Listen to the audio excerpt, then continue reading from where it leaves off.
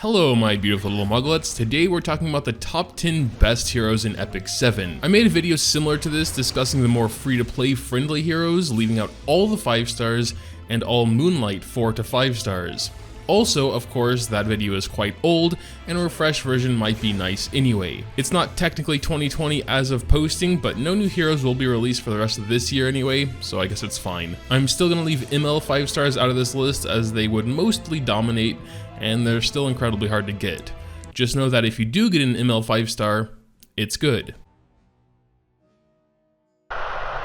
I won't, however, leave out exclusive heroes. Some exclusives have had repeat banners already, so if you don't own a super awesome exclusive, you can wait out their banners. Many of these units are PvP oriented, but most can be used well in a lot of PvE content too. One last thing to note is that as most non-factual top 10s are opinion based, this is my opinion based on experience, as well as what I've heard from the community, so even heroes I don't personally own may land on this list. Without further ado, let's get this party started like it's late 2018 when everyone still loved Epic 7. Up at number 10, we got Auxiliary Lots. I really like Oxlots mainly for PvP offense, but here he is pretty much unmatched due to his second skill having arguably the best 2 offensive buffs in the game, 100% combat readiness and a 2-turn attack buff. He can be in pretty much any cleave team and own. The best thing about his second skill is that your cleaver can be the slowest hero in the game and still go first. This leaves a lot of stat room to make your cleaver deadly. His ult isn't too bad either, a solid chance for AoE silence, making him potentially decent on PvP defense, but I personally wouldn't recommend it. As for gear, you want full speed, literally as much speed as possible. If Lots is fastest, you almost always win with proper setup. If he's too slow, the opposite is true. As for artifact, I go Tagahel's Ancient Book for souls, as my cleaver needs them to chain S2 and S3 together. Spirit's Breath is great too, making his amazing second skill not have a cooldown once maxed. For this, you'd need another mage in your team to hold Tagahel though. As for PvE, his use case without Spirit's Breath is a little niche, but I've found some nice ways to use him in combination with the aforementioned super slow but deadly units. Up at number 9, we got Kin.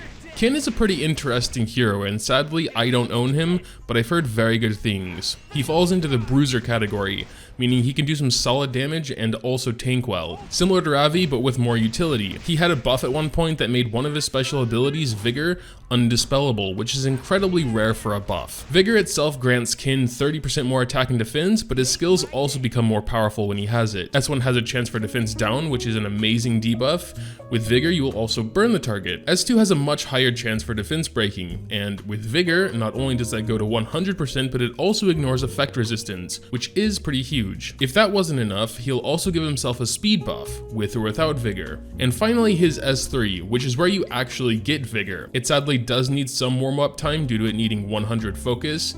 You start the battle with 50 and get 5 when you get attacked. You can get most of the way there if you kill an enemy using S2, as that will give 40. Once you do get the focus though, you get 4 whole turns of Vigor, an attack down and stun on the target, and some nice single target damage. Also, as he will be tanky, you can put him in the front to get focus faster. Also, all of his skills scale off of HP, which is good since his base attack is pretty low. As for gear, this is where his main drawback comes from. He needs a lot of stats to be effective, so he's not very beginner friendly. You need a pretty wide spread of all stats. HP being the most important, and if you want those defense breaks, he really needs some effectiveness too. Besides that, he shouldn't be too slow, so speed is important. Oh yeah, and even though he has HP scaling, he still won't do impressive damage without crit rate, crit damage, and some attack. So yeah, he's super hard to build well. But if you can build him well, you pretty much have a one-man army on your team. Put a Sigurd Scythe on him for some self-sustain, and you're set. Up at number 8, we got Yufine. In a nutshell, she's basically a one-shot queen. She has crazy multipliers on her ult, allowing her to do insane damage both in PvP and PvE. My friend Az said he uses her a lot in guild versus guild as well, paired with Oxlots. Like I said, not only does her ult have crazy multipliers, but she also gets a massive bonus to that damage if the enemy is buffed, which is very common in both PvP and PvE. If she somehow doesn't just one-shot them, they'll get stunned, so they may as well be dead anyway. As an added bonus, you can soul burn this skill to get an extra turn to chain S2 along. And then of course we got S2, which is an AoE attack and buff removal, but it can also silence, and if that wasn't enough, she'll also give herself an attack and speed buff. Very packed S2 there. And the cherry on top is her S1 comes with a beautiful 50% chance for 2-turn defense down. I love to see defense down on basic attacks. Again, content-wise, pretty solid everywhere except Wyvern for wood versus fire reasons. As for gear, mostly full offense. I'll share as is Yufine so you have an idea. Pretty balanced with a nice spread of crit rate and damage, attack, speed, and some effectiveness. Artifact-wise, if you don't have Az's exclusive artifact for extra crit damage, you can go Uberius's Tooth for more general damage, or Portrait for more consistent one-shots. Up at number 7, we got Challenger Dominiel. I haven't built her yet, but it's easy to see her potential. Her ult is quite unique, giving a massive 50% crit rate boost, as well as a combat readiness push. The combat readiness push isn't a ton compared to other CR pushers, but the 50% crit buff is really rare. And with the right setup, you can have your damage dealer with only 50% crit rate to focus on crit damage, even less if you have your C-Dom with memory imprints. Kinda similar to Oxlots and his ability to negate the need for the cleaver's speed. Her passive is quite crazy too. For every critical hit your team makes, it will not only boost the damage her next attack does, but also push her combat readiness by 10%. Having your team do a lot of criticals before she goes can lead to some astronomical single target damage from her basic skill, especially if you soul burn it.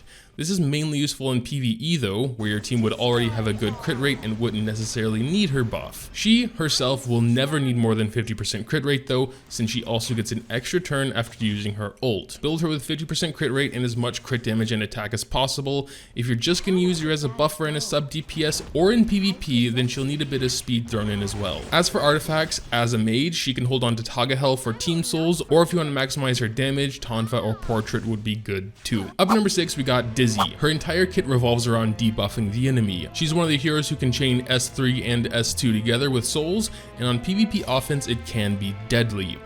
It won't kill anyone, but they'll be totally crippled with her attack down, speed down, and blind debuffs. She can then chain that with her S2, decreasing their combat readiness by a massive 50% while increasing the aforementioned debuffs turn count. Her ult is also special due to the fact it will always miss. If a regular attack misses, no debuffs can be applied, but in her case, they always will. This means she can debuff an evader like Ascart or Violet, or an earth element enemy just as well as anyone else. The main drawback to her kit is versus a team with immunity sets or cleansers. In the case of immunity, that can be taken care of by a buff remover, aka a stripper, but they need to be faster than the already fast Dizzy, and also faster than all the enemies. As for gear, the main priority is effectiveness. She's pretty useless if her debuffs don't land. Next is speed. She's naturally fast, so capitalize on that with a speed set. Speed boots and good speed subsets are recommended as well. For artifacts, she can be her own stripper if you give her Violin, but that was an event artifact a while ago and not everyone has it. She's a mage, so Tagahel is always a good option too. Besides PvP, she's MVP for tons of PvE content, including Hell Raid and the highest floors of Abyss. She's also one of the fastest to clear Automaton Tower due to her basic skill being AoE. Might need some damage stats to make her one-shot further into it though. Up at number 5, we got Angelic Montmorency. The one and only 3-star we have in this list, Angelic Montmorency is another one I don't have raised, but have seen her used to great effect. She has many healing and support abilities on short cooldowns. With her ult, on a tiny 3-turn cooldown, she can not only provide immunity like Angelica, but also remove up to 2 debuffs. This only applies to one character unless you soul burn it, in that case it goes to everyone. At the same time, she'll boost her own combat readiness by a massive 50%, so her next turn comes rather quickly, and can use her S2 for even more debuff removal from all allies and additional healing. If you burn up your offense versus an Amont team in Arena, and she's still alive along with someone dangerous, you might be in a tough spot, as she can focus support the offensive tanks enough that they won't die without some heavy hits. Pair that with her ability to pretty much constantly keep them debuff free, and she's a real threat. As for gear, unlike a lot of other healers, her healing isn't based off her max health, but rather the one she's healing, so you still want some health on her for survivability, but it's not as big of a priority. What is a huge priority though is effect resistance. Her kit focuses on keeping the rest of your team clean. She can't do that when she's silenced, stunned, or otherwise. Thankfully, as an SC hero, she has a special skill tree that provides her with up to 40% effect resist already, so it should be relatively easy to get it super high. Along with that, she can get an additional 18% from imprint concentration if you don't need the flat defense she provides from a regular memory imprint. As a 3-star, her memory imprint is super easy to max. The main drawback is her pretty low base speed, so while a speed set won't do that much for her, it's still a good option alongside speed boots and speed substats. If you want to go even further with effect resist, give her a ring with it as its main stat, and round her out with an HP necklace. Artifact wise, Rod if you need more healing, Magaraha's Tomed, cycle her skills faster. It really just depends if you need more constant cleanse or bigger heals. As for content, she's pretty good anywhere there are lots of debuffs, which thankfully is most content. She's a very good overall healer. Up at number 4, we got Diene. She's actually a bit similar to Angelic Montmorency, but I like her skill set a bit more since she provides an amazing 3-turn attack buff, as well as a very unique crit resistance buff, so enemies will have a hard time landing their criticals. They're similar in the way that they both give themselves a 50% combat readiness boost on ult to help them cycle skills, as well as Diene's second skill also cleansing 1 buff. Diene also provides a barrier here, and unlike most Soul Weavers, her basic is actually pretty good too, giving her even more combat readiness. Even with their similarities, they are very different healers, so I won't compare them further except to say Diene is more rounded as a support hero overall, having offensive and defensive capabilities. Diene's main drawback is the fact she doesn't technically heal anyone, so unless you're bringing an actual healer with her, she needs a special artifact like Rod of Amaryllis. She does provide a barrier, which is kinda like health, but not really the same. As for gear, I always prefer my offensive supports as fast as possible. While that won't be easy with her not so high base speed, it's actually solid in the world of Soul Weavers. Besides that, more health is always good for survivability, even though her skills don't rely on her health either. Again, Diene is pretty universal as to where you can take her. She fits in practically any team, in any content, providing nice long buffs both for offense and defense. Up at number 3, we got Tamarinne. I really like Tamarinne. I think she's the best healer in the game since she's a super offensive support. She can give massive combat readiness boosts to the whole team, AoE attack boosts, AoE buff removal for enemies, and AoE debuff removal for your team. Her main drawback is the fact she starts the battle with an 8-turn cooldown on her idol transform, which is the skill you need to use to get these amazing support abilities. Some choose to force Assyria into their team to instantly remove this cooldown, and that's not a bad way to go about things, but I personally almost never bring Assyria along, yet have Tamarinne in lots of different content. Once you get the ball rolling on her transform, it's not that bad of a cooldown, especially when you have some dual attacks going off, since her cooldown is still going down while in idle form. She has some solid healing abilities as well, both inside and outside idle form, which you can soul burn for better healing. The main drawback to Tamarinne is her super low base health. It's so low that you're better off giving her flat HP main stats on ring and necklace. You want speed on the boots though, since she's a naturally speedy hero, and also you want that cooldown reduced faster. For gear, you want HP and speed. I personally focus on speed more, as there's only so much you can do with her low base HP, but it does help her heal more and of course survive better. As for where she's good, pretty much every content except maybe Banshee Hunt, being a fire hero and all. She's also not good at PvP unless you're bringing Assyria along, then she can be insane. As the third healer in a row on this list, I'd like to simplify by saying Angelic Montmorency is a defensive support, Diene is a balanced support, and Tamarinne is an offensive support. And there's nothing stopping you from using 2 of them in the same team. Up at number 2, we got Basar. Most of the reasons he's so good are wrapped up in his ult. No other hero can guarantee combat readiness reduction besides him. Soul burning it will remove all buffs from the enemy first, inflict them with the unable to be buffed debuff, and finally reducing their combat readiness by a very nice 30%. Soul burning this guarantees that this happens, full stop. No effect resistance RNG, no immunity set RNG, it just does. His S3 alone makes him a PvP god, but his S1 and S2 make him viable for a lot of PvE content as well, acting as a sort of wood dizzy with decreased attack and decreased hit chance on second skill, and on first skill he can land a random debuff, plus if he himself is debuffed, he'll transfer one of those to the enemy. As for gear, like Oxlots, you want him as fast as possible. Speed is, by far, the most important stat for him for PvP. For PvE, you want to throw some effectiveness on him to land those debuffs. As for Artifact, you'll absolutely need those souls for his S3, so Tagahel. If he's your only mage, it's a must. If you have another mage that can hold it, then Abyssal Crown could net you some nice stuns. And finally, up at number 1, we have the ultimate non-5-star Moonlight hero, Charles. Charles is one of the ones I don't have yet, but honestly really want. His main ability comes from counterattacking. He's a real force to be reckoned with in PvP due to them, especially with his exclusive equipment that increases the chance to chain S1 and S2 together. I know it's not super fair to mention exclusive equipment since most heroes don't have theirs yet, but as it is, it's part of him and not hard to obtain. Charles is a bit weird. He's technically a tank but can dish out some serious damage, especially when he's hitting buffed units, since the odds of him doing S2 right after S1 is doubled. S1 is an attack down debuff, and S2 can strip all buffs plus deal good damage depending on how many buffs he has. So if you're on the unlucky side, you could very well have a dead unit on your hands. His ult is nice too, of course, but I'd say it's actually the lesser focus of his kit. He grants an AoE attack buff to his team,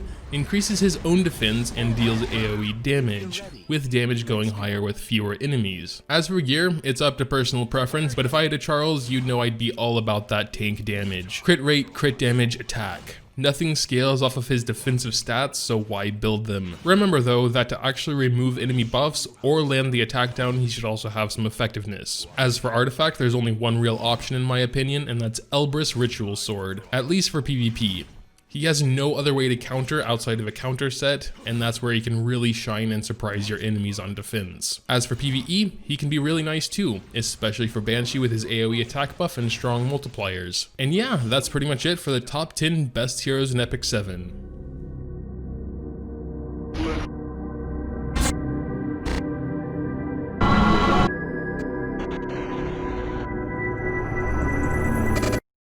At rank 0 we have SS Bellona, the most broken over-the-top hero in Epic 7. Actually this is a joke, and if her banner comes back, definitely don't pull for her, she's garbage. Alright, but being serious, SS Bellona is insane. You'll be hard-pressed not to see her on a PvP defense team due to her guaranteed counterattack after 5 hits on her team. This can be as little as 1 AoE plus an Elbrus counter. That's really the main thing with SS Bellona, because not only can this attack do some solid damage, but it can also provide AoE defense break, leaving any follow-ups from her team to potentially wipe you out. And to add to that, she's harder to kill than your average ranger since she has built-in damage mitigation, giving 30% of the damage she takes to the front line. Also, she can do this forever.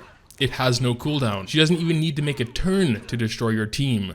But if she does get a turn, get ready to hurt, as her ultimate skill sucks ass, in a good way.